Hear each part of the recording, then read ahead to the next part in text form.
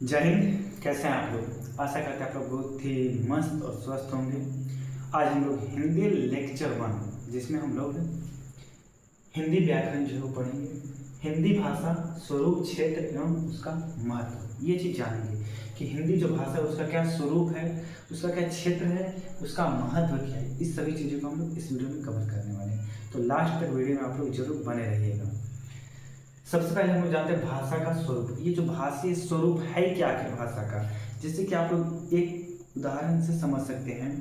कहा जा रहा है कि मनुष्य एक सामाजिक प्राणी है। समाज में रहने के लिए मनुष्य को अपने विचारों और भावों को व्यक्त करना पड़ता है तथा दूसरे के द्वारा व्यक्त विचारों और भावों को समझना पड़ता है। हमारे पास इन्हें व्यक्त करने के लिए अनेक साधन हैं।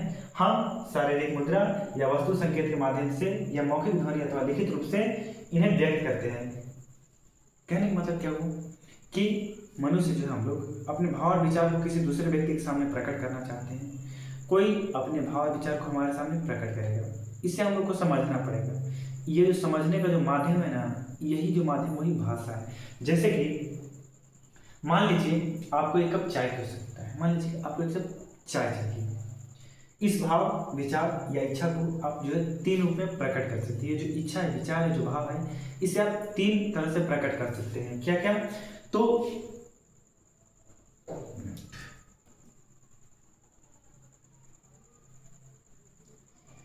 आप क्या कर सकते हैं, कप या चाय की केतली की ओर उंगली किससे संकेत करके मांग सकते हैं। जो कप या चाय अगर रखा उस तरफ हम लोग उंगली करके अर्थात संकेत करके मांग सकते हैं, उधर उंगली करेंगे। वो जो व्यक्ति दूसरे वो समझ जाए क्या कि इसे जो है लगता है चाय की आवश्यकता है। या फिर हम लोग मौखिक ध्वनि द्वारा मतलब बोल कर कह सकते हैं कि कृपया मुझे एक कप चाय दीजिए। मतलब हम बोल भी सकते हैं कि क्या, मुझे एक कप चाय दीजिए। तीसरा, कागज पर लिख कर कृपया मुझे एक कप चाय दीजिए।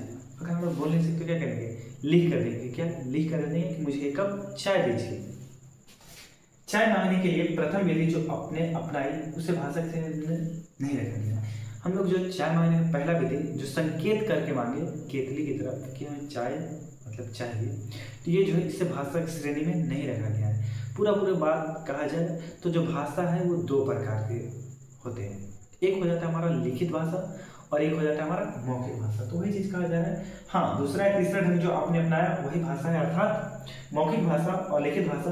दूसरे शब्दों में भाव या विचारों के लिए प्रयुक्त अर्थपूर्ण ध्वनि मौखिक या ध्वनि संकेत लिखित की व्यवस्था ही भाषा है।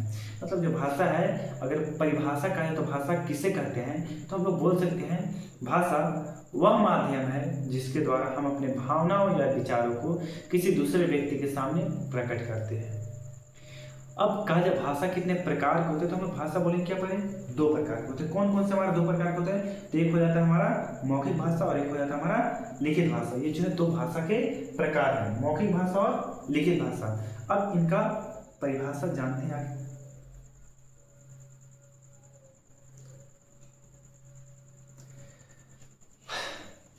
मौखिक एवं लिखित भाषा क्या?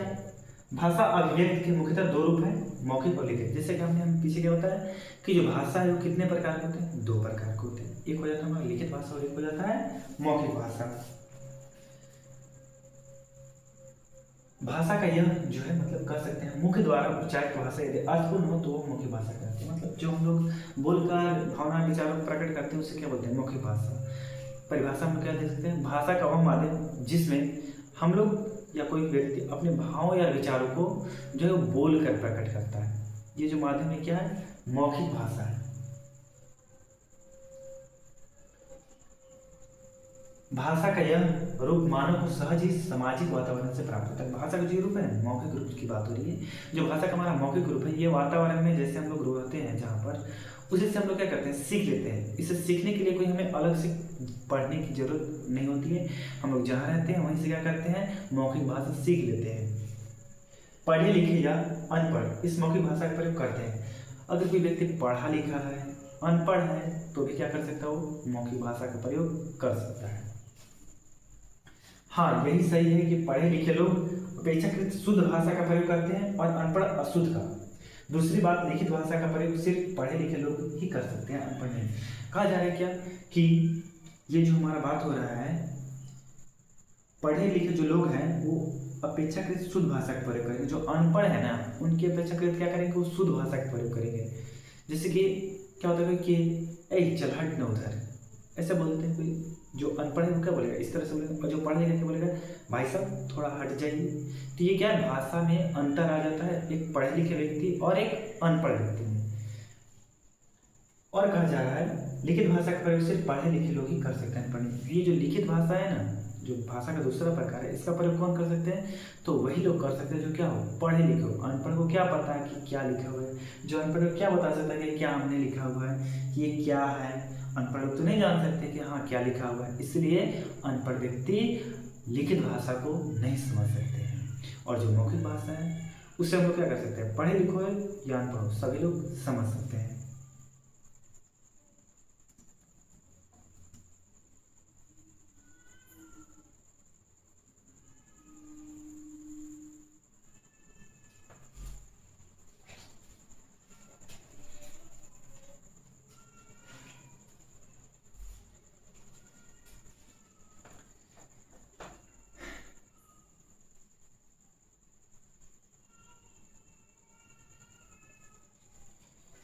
ये जो हमारा मौखिक भाषा है के द्वारा हम अपने विचारों और भाव को स्मरण को हूबहू अधिक दिनों तक सुरक्षित नहीं रख सकते हैं।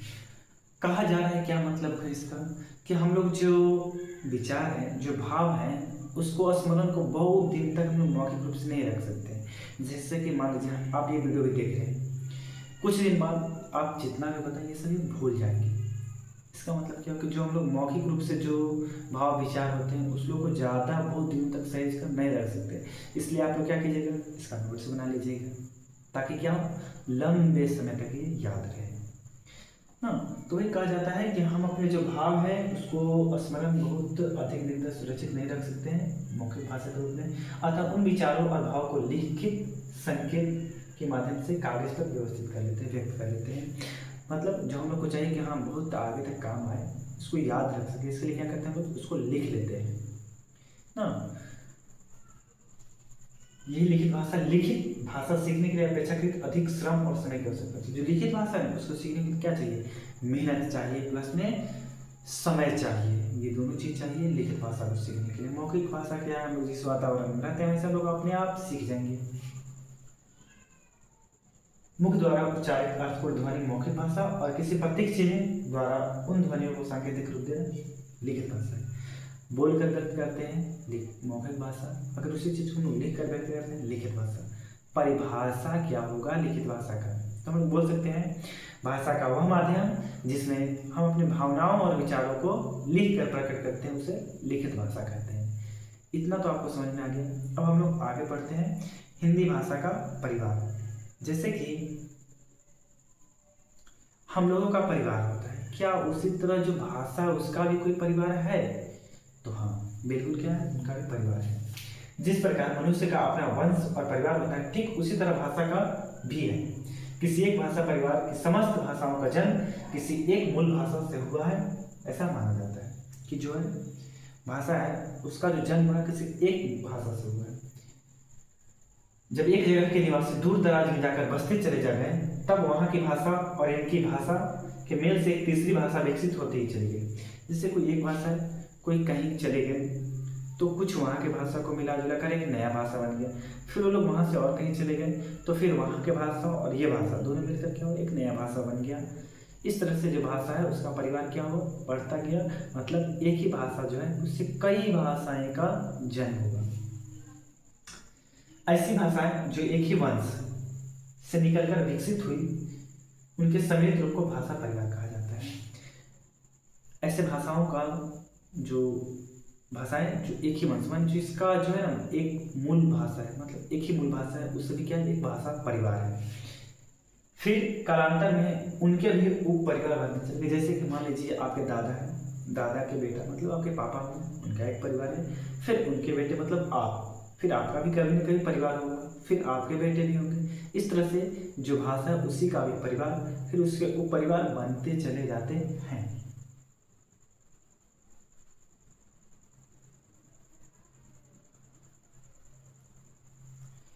चलिए अब हम लोग जानते हैं क्या उत्तर तथा हिंदी तथा उत्तर भारत की अधिकतर भाषाएं। हिंदी मतलब सिंधु किनारे जो है उधर की और उत्तर भारत की अधिकतर भाषाएं क्या है? सिंधी, पंजाबी, हरियाणवी, गुजराती, बंगला, मराठी, नेपाली। जो क्या है, नेपाली एक विदेशी भाषा है। आदि आर्य परिवार की भाषाएं हैं। आर्य परिवार की भाषाएं कौन कौन है? तो आंसर क्या हो जाएगा? सिंधी, पंजाबी, हरियाणवी, गुजराती, बंगाला, मराठी, नेपाली। ये सभी क्या है? तो आर्य परिवार की भाषाएं हैं। यह जिनका मूल स्रोत क्या है? संस्कृत है। ये सभी जो है ना आर्य परिवार की भाषाएं का मूल स्रोत क्या है? संस्कृत। मतलब आर्य परिवार की जितनी भाषाएं हैं सभी का जो जन्म हुआ है वो हुआ है हमारा संस्कृत भाषा से।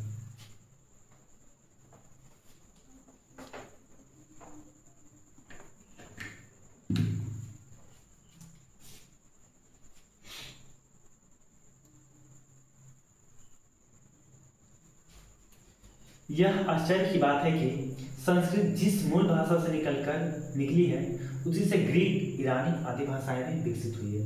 यह आश्चर्य की बात है कि जिस भाषा से संस्कृत का जन्म हुआ ना उसी भाषा से ग्रीक भाषा का भी जन्म हुआ है, ईरानी भाषा का भी जन्म उसी भाषा से हुआ जिससे क्या हुआ? संस्कृत का जन्म। ये आश्चर्य की बात है ना। और आज इन्हीं के अनेक वंशज भाषाएं मतलब इन्हीं के जो है मतलब मेन जो संस्कृत जिससे जन्म हुआ था, जिससे संस्कृत भाषा का विकास हुआ है उसी से क्या हुआ है? तो आज हो गए अंग्रेजी, जर्मन, ये सभी भाषाएं क्या है? तो इनका कहीं ना कहीं जो है संस्कृत के जो भाषाएं हैं जिससे संस्कृत का विकास हुआ है उसी से कहीं ना कहीं कुछ संबंध है, कुछ क्या बहुत संबंध है। भारत यूरोपीय भाषा परिवार की जो भाषा भारत में बोली जाती है उसे भारतीय आर्य भाषाएं कहते हैं। मतलब भारतीय यूरोपीय भाषा परिवार का जो भाषा भारत में बोला जाता है उसको क्या बोलेंगे हम लोग? आर्य भारतीय आर्य भाषाएं या फिर आर्य भारतीय भाषाएं कहते हैं। इनमें क्रमशः क्या है? वैदिक संस्कृत, लौकिक संस्कृत, पाली प्रकृति तथा अपभ्रंश है।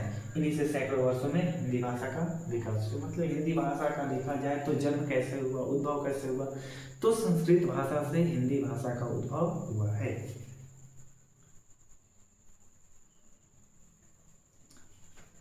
दक्षिण भारत में एक दूसरा भाषा परिवार है। एक तो हमारा भाषा परिवार क्या हो गया?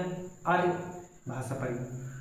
अब और भाषा परिवार है दक्षिण भारतीय भाषा परिवार, जो उसे बोलते हैं द्रविड़ भाषा परिवार। दक्षिण भारत की भाषा क्या है? द्रविड़ भाषा परिवार। उत्तर भारत की आर्य भाषा परिवार।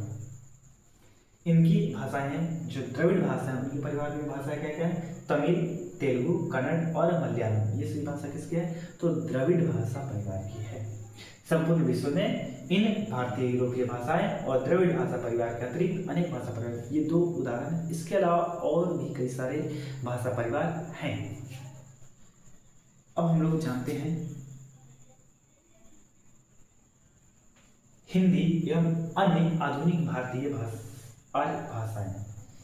आधुनिक भारतीय भाषाएं का उद्भव अपभ्रंश से हुआ है। आधुनिक भारतीय भाषा जब उनका उद्भव किससे हुआ है? तो अपभ्रंश से हुआ है। ये जो अपभ्रंश है इन्हीं से क्या हुआ है? तो भारतीय भाषाओं का उद्भव हुआ है। यह लगभग 500 से 1000 ईस्वी के बीच 1000 ईस्वी के बीच क्या हुआ था? मतलब जो भारतीय भाषाओं का उद्भव कब हुआ था? तो 500 से 1000 ईस्वी के बीच हुआ था। किससे? अपभ्रंश से। उस समय इसके कई रूप प्रचलित थे। सौरसेनी, महाराष्ट्री, मागधी आदि। ये सब जो क्या अपभ्रंश मतलब ये बात हो रही है 500 से 1000 ईस्वी के बीच कौन कौन सी भाषाएं प्रचलित थी? तो सौरसेनी, महाराष्ट्री, मागधी, ये सभी भाषाएं क्या थी? तो उस समय प्रचलित थी। इन्हीं भाषाओं के अन्य भाषाएं निकली हैं जैसे कि अपभ्रंश ना, इन्हीं से क्या हुआ और भाषा निकले। अपभ्रंश जनसाधारण की भाषा। अपभ्रंश क्या है? तो जनसाधारण की भाषा है, पाली एवं प्रकृति से विकसित हुई है। अपभ्रंश से किससे विकसित हुई है? तो पाली और प्रकृति से विकसित हुई है।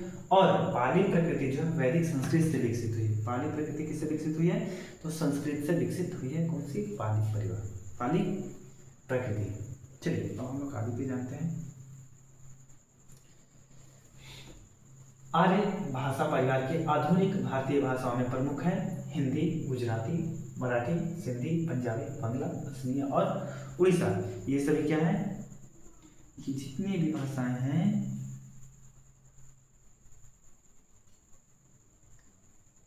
हिंदी हो गया, गुजराती, मराठी, सिंधी, पंजाबी, बंगला, असमिया और उड़िया, ये सभी क्या है? तो आर्य भाषा परिवार की आधुनिक भारतीय भाषा है। मतलब जो अभी हम लोग बोल रहे हैं उसी क्या बोलते हैं? आधुनिक। जिसका पहले से संबंध है वो क्या हो जाता है? हमारा प्राचीन हो जाता है। और अभी आधुनिक, जो पहले था वो प्राचीन और जो अब है वो आधुनिक। संस्कृत से विकसित होने के कारण इन भाषाओं पर संस्कृत का बहुत अधिक प्रभाव पड़ता है। साथ ही साथ द्रविड़ भाषा परिवार का भी इन भाषाओं पर प्रभाव है। और द्रविड़ भाषा परिवार पर संस्कृत भाषा का, क्योंकि जितने भी ओवरऑल भाषाएं देखा जाए सभी का उद्भव किससे हुआ है? मतलब जो भारत में बोले जाते हैं वो अधिकांशतः क्या है? संस्कृत से ही उत्पन्न हुए हैं, उसी से विकसित होकर भाषाएं अलग अलग हो चुकी हैं। हिंदी का आधुनिक रूप, ये जो हिंदी का हमारा आधुनिक रूप है जो आजकल हम लोग प्रयोग करते हैं, ये सभी इसका क्या कुछ है? इतिहास है कुछ? तो इतिहास तो है, जानना तो पड़ेगा। देखते हैं आज जिस रूप में हिंदी भाषा बोली और लिखी जाती है वह खड़ी बोली का ही सुधरा हुआ रूप है। मतलब क्या समझते हैं? आज जो हम लोग हिंदी बोल रहे हैं ना, लिख रहे हैं, वो क्या है? खड़ी बोली का सुधरा हुआ रूप है। खड़ी बोली का प्राचीन स्वरूप लगभग 10वीं शताब्दी से प्रारंभ माना जाता है। जो खड़ी बोली का प्राचीन स्वरूप है ना, वो कब? 10वीं शताब्दी। 10वीं शताब्दी कहने का मतलब है कि 900 ईस्वी से, कब? 900 ईस्वी से 1000 ईस्वी का जो समय आता है उसको क्या बोलते हैं? 9वीं शताब्दी। जैसे हमारा 2000 कुछ चल रहा है तो ये क्या हमारा 21वीं शताब्दी है। 2025 चल रहा है, ये क्या 21वीं शताब्दी है। लेकिन समय कितना? 2000। 20 तो 20 इक्वल 221, मतलब कहा जाए तो एक शताब्दी में क्या होता है? तो बराबर हो जाता है हमारा 100 साल। लेकिन काउंट कैसे करते हैं लोग शताब्दी को? तो अगर 101 ईस्वी है तो हम लोग इसे दूसरी शताब्दी कहते हैं। अगर 199 भी है तो इसे दूसरी शताब्दी कहते हैं। अगर 201 हो गया तो ये हमारा तीसरी शताब्दी हो गया।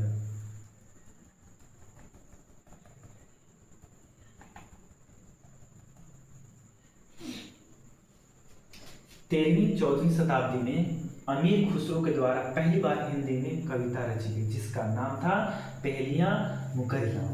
ये जो है हमारे अमीर खुसरो, इन्होंने क्या किया? तो पहली बार हिंदी में कविताएं की रचना की गई जिसका नाम इन्होंने रखा पहेलियां मुकरियां। ये कहानियां जो है, इसका 2 लाइन आप लोग जरा देखते चलिए। 2 पंक्ति क्या है? एक थाल मोती से भरा, सबके सिर पर औंधा धरा, चारों ओर वह थाली फिरे, मोती उससे एक न गिरे। मतलब यह एक पहेली है, लेकिन एक कविता उस समय की।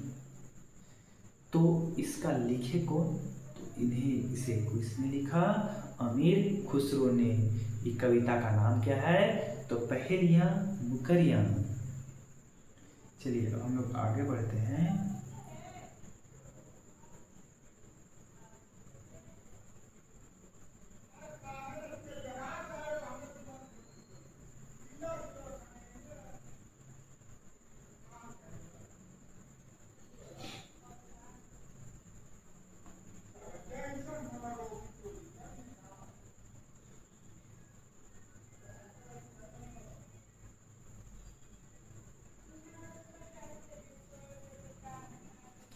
अब हम लोग जानते हैं हिंदी क्षेत्र एवं बोलियां। हिंदी क्षेत्र और बोलियां क्या है? हिंदी का क्षेत्र अब बहुत व्यापक हो गया है। यह बिहार, उत्तर प्रदेश, राजस्थान, मध्य प्रदेश, पंजाब, हरियाणा, हिमाचल प्रदेश, दिल्ली, महाराष्ट्र, बंगाल आदि भारतीय सीमा तक सीमित नहीं, वरन वर्मा, लंका, मॉरिशस, सुरिनाम, दक्षिण और पूर्वी अफ्रीका तक थोड़ा बहुत फैला हुआ है। मतलब जो हिंदी है उसका विस्तार बहुत हो चुका है। हिंदी खड़ी बोली से विकसित है, लेकिन अलग अलग क्षेत्रों में इसकी बोली में थोड़ी बहुत भिन्नताएं हैं। क्या है यहाँ पे? ये क्या है? थोड़ी है। क्या है? थोड़ी बहुत भिन्नताएं हैं। हिंदी भाषा किससे उत्पन्न है? खड़ी बोली से। लेकिन हर जगह की बोली क्या है, उसमें अंतर आता है। जैसे यहाँ पे हम लोग थोड़ा सा और देख लेते हैं। बोली और भाषा के अंतर को समझना जरूरी है। ये जो बोली है और भाषा है, इसके अंतर को आप लोग को समझना बहुत ही जरूरी है। चलिए तो समझते हैं कि बोली और भाषा में क्या अंतर होते हैं। घरेलू या क्षेत्रीय भाषा जो होती है उसे बोली कहते हैं। मतलब घरेलू में या कोई क्षेत्र है वहाँ पे जो बोली जाती है भाषाएं, या जो बोली उस क्या है, वो हमारा बोली है। वहाँ की जो भाषाएं वो क्या है, बोली है। घरेलू घर में या फिर कोई निश्चित क्षेत्र है वहाँ पर जो भाषाएं बोली जाती है वो क्या हमारा बोली है। साहित्य भाषा जो है वही भाषा है। साहित्यिक भाषा क्या है, वो भाषा है। उदाहरण से बताते हैं, मुझे भी चाय दीजिए, यह क्या है, हिंदी भाषा है। मुझे भी चाय दीजिए क्या है, यह एक हिंदी भाषा है। लेकिन यहाँ पे हम लोग बात करें क्षेत्रीय या घरेलू बोली की, तो इसी वाक्य को हम लोग कैसे कह सकते हैं, तो हम लोग कह सकते हैं हमरो के चाय दहो। ये क्या हो जाएगा हमारा घरेलू या क्षेत्रीय बोली। हिंदी भाषा में क्या हो जाएगा, मुझे भी एक कप चाय दीजिए।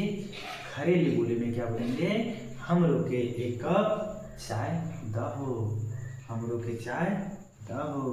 मान लीजिएगा आप लोग भी ऐसी चाय, हमरो की चाय दहो, ठीक है। हिंदी की जो बोलियां को अध्ययन की दृष्टि से 5 भागों में बांटा जा सकता है। मतलब हिंदी जो है उनकी जो बोलियां हैं उनको 5 भागों में बांटा जा सकता है। कौन कौन, तो हमारा हो जाता है पूर्वी, पश्चिमी, राजस्थानी, बिहारी और पहाड़ी हिंदी। ये जो है हिंदी बोलियां जो है वो 5 भागों में बांटे हैं। कितने भाग में, 5 भाग में। कौन कौन से, पूर्वी हिंदी, पश्चिमी हिंदी, राजस्थानी हिंदी, बिहारी हिंदी और 5वां हमारा हो जाता है पहाड़ी हिंदी।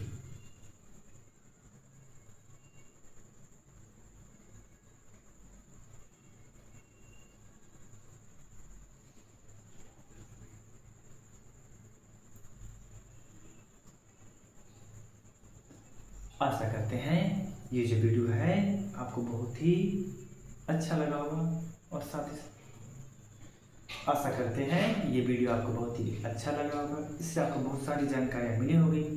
तो लाइक, कमेंट, शेयर, सब्सक्राइब तो बनता है, तो ये कर ही जाइएगा। मिलते हैं नेक्स्ट वीडियो में, तब तक के लिए जय हिंद, जय भारत।